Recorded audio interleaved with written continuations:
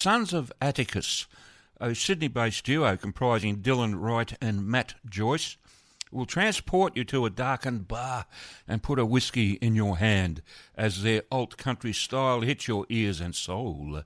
Dylan and Matt have been long-time friends and have performed together for a number of years. Through their mutual love of Elvis and the like, they decided to channel their creativity into the style of music that inspired them both when they were growing up. Their debut EP, Jack's Motel, is ready for distribution this year with two singles recently released, including the standout track I played a minute ago entitled Tennessee Tipsy. In the duo's short and sharp existence, they have already supported the likes of C.W. Stone King and the legendary Andrew Farris, and I'm sure they'll be an act to keep an eye on as their story grows steadily in the months and years ahead. I'm delighted to have Matt standing by on the phone, waiting to have a chat with me, so let's bring him on air and keep him waiting no longer. Hello Matt, how you going? Good, thanks, Harry. Thanks for having me, mate. Oh, you're welcome. Great to have you on the show, mate. And, welcome to the Country Club. This is the first time I've had an opportunity to talk to you on the show. And I've been looking forward to it because that is a great track, Tennessee Whiskey. And I particularly enjoy the line in the lyrics, "Are you from Tennessee? Because you're the only 10 I see." I love that line. Definitely thought we'd have a little bit of fun with this one, and chuck the cheeky pickup line in there, and keep this song pretty light, I guess, compared to what we would normally try to do, and what we love about country style music being so sort of raw and honest, and that we definitely a lot of our songwriting does come from our own experiences and things like that. But this one was a bit of an exception, and we just thought we'd keep it as a pretty fun song. Yeah, and it works. It works really well. But tell me, did you guys write that yourselves, or was it a co-write with someone else? No. Everything that we've done up until now has either come from myself or Dylan, and this was much of the same. Dylan brought this song idea along, and then we started building it, and we were actually planning to have this out probably this time last year, but with everything that happened with Dylan's Australian Idol success, we kind of had to let that year sort of play out and see how things went from there. And now that we've kind of had a year of letting the dust settle on that and map everything out, we can start, doing Dylan right things and doing some of Atticus stuff as well. So it's time to get the ball rolling again. Fair enough. That sounds like a plan. And it'll probably work. So there you go. So Dylan brought the song idea to us, and then we just built the rest of the song around it, and so we've been actually sort of road testing it live a fair bit over the year, and it seems to get a good response live, and especially when people hear that little pickup line for the first time, you get a little laugh out of the crowd. Yeah. It's a clever song. I quite enjoyed it. You guys did a really good job on the lyrics and putting that song together. Well done on that one, guys. Yeah, good stuff. Now your EP is due out sometime this year. Can you give us a bit of a closer date? We've done a fair few releases since we sort of kicked things off. We have already put an EP out that is fully out and available, and then since then we've kind of been doing some more singles, and then we did another release prior to this one where we actually went and recorded the whole thing in an off-grid cabin. The whole cabin was running off about 40 watts of electricity, so we were kind of put to the test with the equipment we had available to use. But it was a really cool experience. But that's all out as well, and we'll be kind of looking to just get more singles out as the year progresses. Okay, all right, that's interesting. What's that EP called? So the first one we had was Jack's Motel, and then the second one, Cedar Creek was the name of that one. That's where we actually recorded at Cedar Creek in Queensland, out of the bush there. Okay. And that's everywhere you look, whether that's Spotify or Apple Music or anything like that, it's all there for everybody's ears. Well, that was going to be my next question. Where can people buy your music? So you answered that one before I asked it. Got it covered. I love it. Good stuff. So now you guys are from Sydney, right? We originally grew up around the Cronulla area, but we both live up in the Northern Rivers now. Okay. All right. No, well, it's interesting that you came to Craigieburn to do some recording. This is just up the road from here. Yeah. It's, we every time we record, we up until now we just kind of have been shopping around a little bit. So we do like to try things differently and try not to do anything two things the same until maybe we stumble across a experience or a studio that we really connect with and we might try that again. But yeah, up until now, everywhere we've gone to a different place, and it's been good fun. All right, it's interesting. From a personal point of view, what actually drew you to the music industry? How'd you wake up one day and say, I want to be a musician? I think it definitely stemmed from a passion of picking up guitar at a younger age and getting hooked with that, and then it wasn't until later on I started sort of dabbling in the songwriting side of things, and then I think you can't really beat those performances you have sometimes where you have that connection with the crowd, or the crowds are a little bigger than you might be used to, and that kind of rush and feeling is very infectious. So it's I think that's what draws me into it, having that feeling after sort of knowing you feel like you've done a good job, I guess, and it's well received, and people are connecting with your music. It's, I'd say that's for me personally. Right. Okay. So why country? I mean, of all the genres you could have chosen, why country? Why'd you pick on us?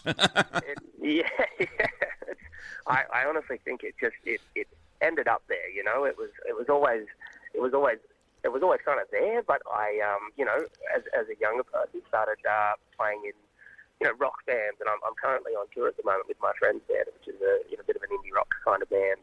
Helping them out on guitar and but trying different things, loving heavier music as well. But at the end of the day, the country music side of stuff was always there. And it felt the most natural to with the writing side and the creative side. The songs were just kind of coming out, I guess, because it is just so raw and so honest, and that's what I was really drawn to. But growing up as well, driving in the car with the family, listening to the Eagles and Johnny Cash and all that kind of stuff. Okay, yep. Where it all would stem from. Okay, so and on that note, who do you regard as your main influences as a musician? Well, I would definitely say, especially for the acts between Dylan and I, would both agree. Your artists like Chris Stapleton, Zach Brown Band, those kind of ones. As far as maybe more of a modern influence, but then absolutely both. Like Dylan and I sort of hit it off after the fact that we both loved Elvis and Johnny Cash and all that older style country. All right. So it's interesting that you mention Elvis in a country sort of genre, because I don't think the world actually sees Elvis as a country artist. Yeah, exactly. I think that's the thing too. I think that's what I love about country music is its versatility, and even taking someone like Chris Stapleton, for instance, as a reference. You can have an album that can be so varied in what music you're coming across that would fall under that country bracket. You can have a more rocky kind of sound, or you can sort of strip it back and have that more country folk sound about it as well. So I also just love versatility, and I love being able to express what you're trying to get across, but still having those underlying country elements. Right. Okay. Yeah. Yeah, I get that. Everything you're saying is making sense. So which might be something to worry about. I don't know. But now, what's been your most memorable experience so far as a performer? I would have to say, as with the Sons of Atticus act, I think just over the years watching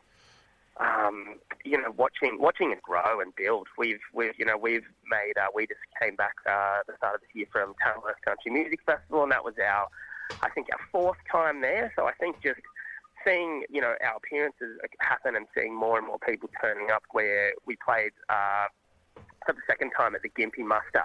All right.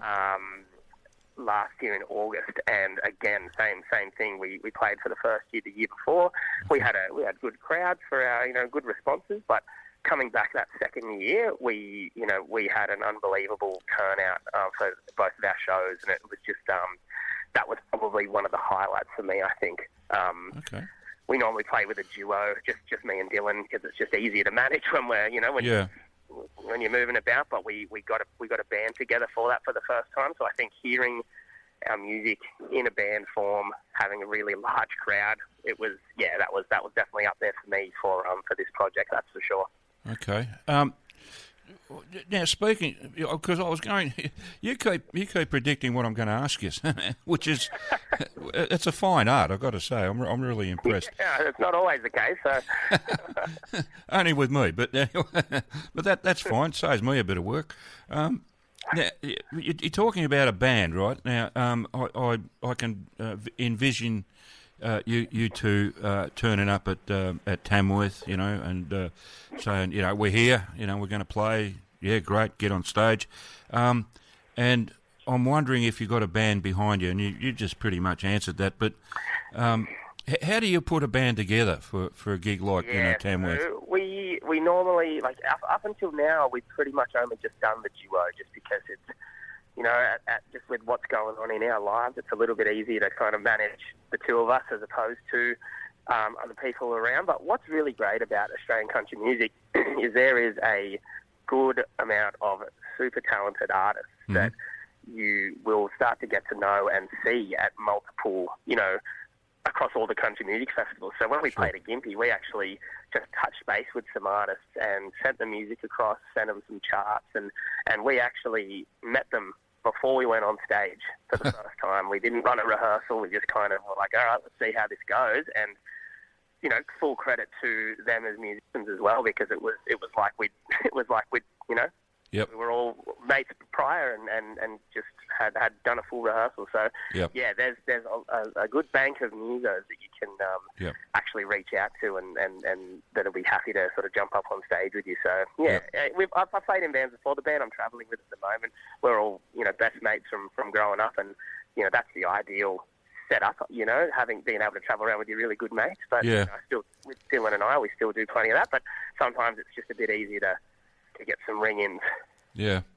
Well, I'm reluctant to go personal, but when I was playing in bands, in country bands anyway. I remember one time I got on stage with a band I'd never played with before, right, as a guitar player, and I got up and said, "Okay, what song are we doing?" And the lead singer turned around and said, "It's in the key of A. I'll see you at the end." Yeah. And that was it, But thankfully, it was just one of those standard 3-chord things. It was easy enough to follow. So, no, that's awesome, and it's great getting to we've gotten to know a lot of great artists in the country music world here, and we'll go to places like Tamworth and we'll do our show, but then we've got friends that are doing a show down the road, and we'll jump up and play a song with them, and it's a little bit fast and loose, but it's more often than not you pull it off, and it's a great time. At the end of the day, I think if you're, as a musician, I think if you're up on stage and you're entertaining an audience, then it doesn't really matter if it's rough as guts, because they're having a great time, and that's what your job is. And they feed off your energy too, They see you're having a good time. It goes around. Absolutely, I couldn't agree more. If it's working, it's working. There's no doubt about it, eh? That's exactly right. Now, I'm just curious because I like to ask people this. When you sit down, when you've got a bit of free time and you sit down, glass of beer or whatever, and you're just relaxing and you just want to listen to a little bit of music on your own, which artists do you tend to turn to? Oh, that's a good one. I still really do like a good mix of music. Not it could be country, it could be a bit more rocky or a bit heavier or anything like that. And I think having that broad range of, I guess, musical knowledge helps to sort of let you explore avenues within your country music writing and things like that. Okay, yeah. As of late, who have I been listening to? I do really like. Even actually, there's a bloke that we recorded with in Cedar Creek in Queensland. His name's JB Patterson, and he's a great sort of country folk artist. And we, I really like going camping and things like that. And it's just kind of the perfect music to complement sort of sitting by a fire while you're cooking your dinner. And things like that. Yeah, I love it. Yeah, no, that's great. I'm a big. I used to go camping a lot. I loved it, but I've gotten a bit too old for it. So yeah, it's. I just look at the photos now. yeah, that's what I do. I document it all so you can look back. Yeah, it's something to look back on. And it's good to do that. Absolutely. Now here's another question that might twist you in a knot, but I've got to ask because I like to ask it. If you could pick three, apart from Dylan, if you could pick three people to be on stage with, who would they be? Anyone. It doesn't matter if they're dead or alive, Yeah. Well, again, as I mentioned before, I did reference, Chris Stapleton. I think that would definitely be up there. Yep. Again, I'm a big fan of the Zach Brown band, so I would probably say doing something with them would be amazing. And then, again, dead or alive, I guess I'd have to just chuck Johnny Cash in the mix there. Okay. Yeah, that's interesting. I was expecting you to say Elvis. Yeah, I have been to Graceland a couple of times, actually, though. Okay. Yeah. Over in Memphis there. All right. Yeah, that's interesting. Yeah, going to visit at his house. Yeah, really? Graceland? Yeah, you can go over there and do a full tour of his house. And wow. Okay. Yeah, it's a really interesting tour. And is the Cadillac convertible still there, or have they sold it? Cars, his planes are actually there as well. Okay. Excellent. It's on my bucket list. I'd love to do a tour of Graceland because I like Elvis, no, it's definitely an experience, that's for sure. Yeah, because to my mind, his best stuff still is those songs that he recorded at Sun Studios. Yeah, of course. Yeah, that's and that you can go there too while you're yeah. It's definitely worth checking out. All right, we're running short on time, but let's talk about what's coming up next for you guys. What do you got coming up in the way of gigs or festivals? So as I said, we're splitting time between doing a lot of Dylan Wright stuff now and the Sun stuff, which is basically it's still me and Dylan. It's just under depending on what name it's under. So yeah, sure. Lots of we just come off the back of doing a couple of festivals under the Dylan Wright thing around Tumbarumba and Tumbarumba, wow. Yeah, we played at Tumba Fest. That's a great little place. I've only been there once, but I loved it. Yeah, no, that was my first time there. It was absolutely beautiful area. Yeah. And so your best bet really is we are going to be pretty chockers for the rest of this year and still have plenty more to announce. So our our social media, like our Facebook and our Instagram, is everybody's kind of best spot for them to sort of stay in touch with everything that we're announcing. Okay. Yeah, no, that. Yeah, we're going to be definitely hitting plenty of locations over the year. Okay. All right. Well, there you go, folks. Have a look at their website and make sure you stay updated with what's going on in with regard to Matt and Dylan with the Sons of Atticus. Just quickly, how did that name come about? Who is Atticus? Yeah, that's one. If Dylan and I do an interview together, I always palm that one off to him because that was a Dylan something that he'd come up with, just sort of based off To Kill a Mockingbird, Atticus Finch, and we initially kind of started off the project as a real old style country act, and everything that we sort of did, and on social media was all black and white, and that, and then we kind of evolved out of that, and it's just become more of a what we feel like. Fair enough. Okay. Recording, Yeah, look, it's your band. You can call it whatever you like. Yeah, exactly right. Sometimes you just need something so you can get going with it. Yeah, that's. But I had to ask. I was curious. Okay, look, we're out of time, Matt.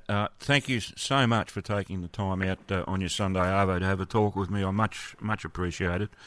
And I hope to do it again soon, like maybe when your next EP or album comes out, whatever. But yeah. Really, no, thank you for your time. There'll definitely be more music to come, so I'm sure Excellent. we'll be having another chat down the track. Oh, I look forward to it. Thank you very much, Matt. That's terrific stuff. Okay, all right. Look, we'll sign off now. But thank you again, and all the best to you and Dylan. You know, I hope things go gangbusters for you two guys. I hope you get all the success you deserve, because I know you work hard. Thank you very much, mate. Appreciate it. Thanks for your time. No worries. All right. Talk to you next time, mate. Cheers, mate. See ya. All the best. Bye.